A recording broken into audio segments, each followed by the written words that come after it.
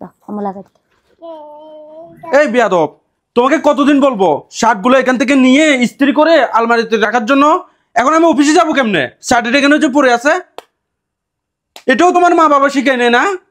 আসলে আমি ওই ওয়াজিফার জন্য সময় পাই নাই। মেয়ের দোষ দিতে যাইও না, শুধু তুমি কি বাচ্চা পালতেছো, আর কেউ বাচ্চা পালে না? বেয়াদব মহিলা। এ নাও তোমার ভাত।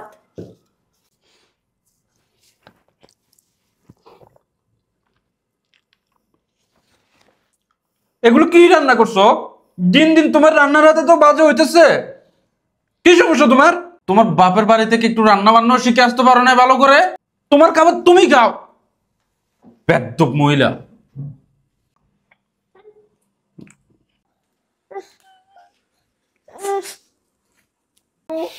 কি ব্যাপার, তুমি এখানে বসে বসে কান্না করতেছো কেন? আরে কি হয়েছে এটা তো বলবা। ইদানিং তুমি সবসময় আমার সাথে চিল্লাচিল্লি করো, এটাতে আমার কোনো সমস্যা নাই, কিন্তু তোমার তো বুঝতে হবে এখন আমাদের একটা মেয়ে আছে। তুমি ও যখন তখন ওর সামনে আমাকে চিল্লাচিল্লি করতেছো, এগুলা কি ও আমাদের থেকে শিখতেছে না? ও আমাদের থেকে কি শিক্ষা পাচ্ছে, তোমার থেকে কি শিক্ষা পাচ্ছে? বড় হয়ে তো সেম আচরণটাও আমাদের সাথে করবে, তুমি কেন বুঝো না?